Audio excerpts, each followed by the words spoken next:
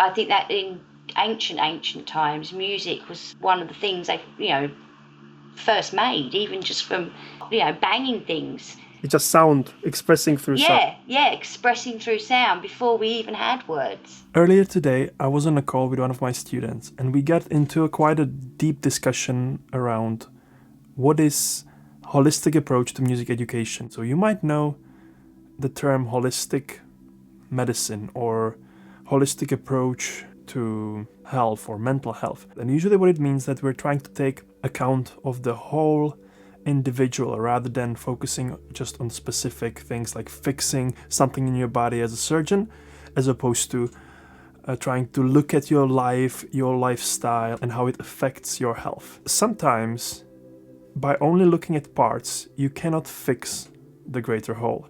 And so that's where the word holistic comes in. Music, as I would argue, has been part of our culture and served to express our feelings in a very deep way. And so music is necessarily connected to our overall mental health and how we function. Connection between sound and feeling is a very profound one, and one that we can spend a lifetime journeying through and understanding of. The beautiful thing is that we can experience that emotional connection to sound without really having to do anything. All we need to do is make a sound, and we can make an emotional connection with that. And it's truly one of the most satisfying and enjoyable aspects of music practice, is to deepen and cultivate this sound-feeling connection. I sometimes say, imagine a world where instead of vague and empty "hello, how are you today," which no one cares about really, we would sing a melody about how we feel in that moment without putting it in words, because those words we say about weather and whatever the small talk is you choose, they don't really mean much anyway. So if you focus in on what's behind the words, what's behind the person's sound, how they look as well and how they move, you might get much more information from that, and you might get much more connection and basis for interaction and good communication on top of that. So that's one big problem. We are sonically suppressed, I call it. Second big problem is music education and music industry and how we look at music and the permission we give ourselves to actually create some music. We didn't learn to talk through academics. To use a musical term, we learned to talk by jamming with people. Right. Like in academics, you're a beginner, you play with other beginners. When we're talking as babies, we're jamming with the professionals. We're jamming with the best all the time, and we're never told we're wrong. If we say a word wrong, like blanket, we say blanky. Our parents adopt our way of doing it. Yeah. So we learn to speak through freedom. The traditional music schools, at least where I'm from, are structured in a way that will teach you how to read music and how to become this cog in the machine of an orchestra. Another thing that doesn't really help is that musicianship isn't really appreciated as a high value in this society. Usually music is the first thing that gets cut, and it became this sort of thing that you just do when you have time for a hobby, when all of the important life stuff is sorted. Then I can either pursue or listen to music. But all of this is just symptom of a deeper crisis we are going through. My opinion is that more music and art is needed on this planet. Music and art is like an antidote to war, to anything negative, because music and art are creative. This creative impulse and is native state to every individual.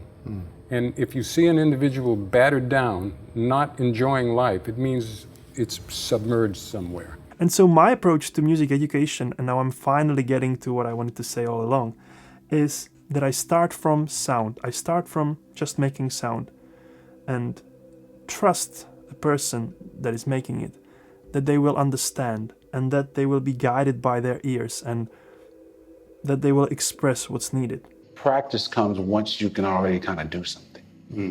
And then we get better at it. But if we don't get to be free with what we're learning, it can stifle the love of it. I, for example, have one student that I teach drums. And when he first came to me, he's a young kid. When he first came to me, he was very stiff. you would call him not talented if you saw him as a music teacher. You would call him, oh, this kid doesn't have talent, probably shouldn't do drums or whatever, or shouldn't do music at all. But I approached it with this in mind, that maybe there's something in his family that's going on, or maybe he's shy, or we haven't created the rapport for him to be relaxed in the lesson. And I approached these lessons with a lot of patience and a lot of openness, and tried and did my best to create this space, to hold this space for him to be able to express. So in practice, it would look like I would let him play piano or other instruments to explore, even though we were supposed to practice drums. And then we would start on a djembe, and at first he would play very arrhythmically. It would be something like very random. And as a music teacher, technically I should be correcting him and be like, no, you do it like this, left hand, right hand, whatever. But I didn't do that on purpose. I realized that there is something that needs to be expressed from him through that chaotic rhythm that he was doing. I gave it enough time to build up that rapport so he can feel safe with me and express. So I did this for a few lessons. And in one of those lessons, I actually had observation. So there was another teacher who was observing me and kind of taking notes in the background. And I felt really under pressure, because I felt like, oh, the system wants me to do these specific things, teach him notes and rhythms and how to read music. I felt like I'm being very judged. I didn't know whether I'm not gonna get some, bad reviews or whatever. Like he's not really doing anything in the lesson. He was just sitting there letting him play, didn't teach anything. But I knew what the purpose behind it was, and I let him do it for several weeks, I'd say. I would usually wander into something more organized. I would show him a little thing here and there, and then I would let him go into his improvisation. And after a few weeks of this, he started to be so much more relaxed with the drum. And all of the rhythms that he struggled with previously, he just did naturally. It wasn't because he didn't have talent, it was because he was tense around what he was trying to do, and whenever I told him what to do, he just couldn't. But once he resolved something from it, and it was just like a miracle. He was just able to do it.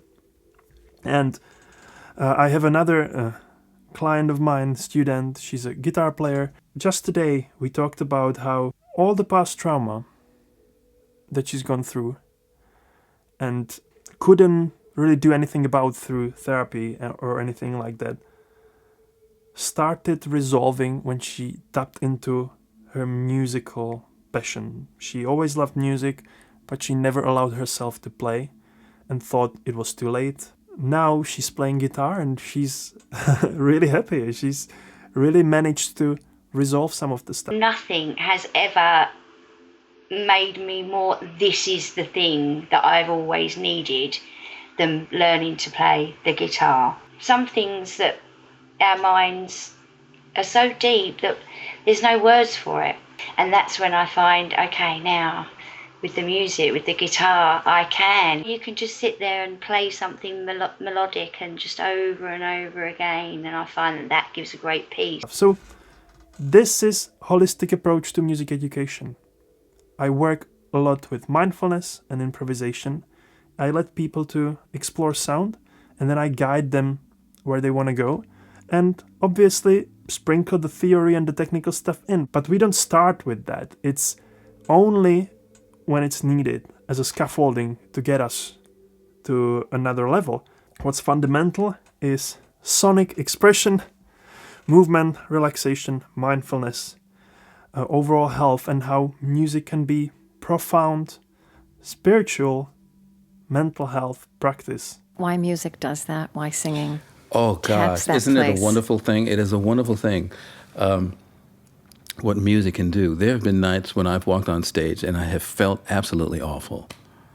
Just terrible, physically, ill, raging headache or something, And at the end of a concert, I'm 70% healed. The headache is it's like gone away. Or there have been nights when I've emotionally been just maybe a little bit off. Maybe I've had an argument with someone or misunderstanding with one of my children or something like that, and I walk on stage and I'm just like, okay, blah, blah, blah, fists clenched and just sort of, just hot, and within a minute, I'm open, I'm happy, I've cooled off. I think the best way to sort of deal with temptation is to actually sing, Really? Yeah. Yeah, if you're like tempted to say the wrong thing or whatever, to open up your mouth and start singing is a great way to deflect negative emotions. I think it's a really good way to feed yourself some positive. Singing as an ethical discipline. There you go, and why not? Yeah. So let me know in the comments, please, if you have played any instruments, if you have studied music, or if you listen and wish to play but haven't give yourself permission to do so. Let me know in comments what you think. I thought I would share this with you. If you'd like me to help you with this, I'll put a link in the description where you can book a call and chat with me. Thanks for watching. Please subscribe to the channel. I see you in the next one. Keep it funky.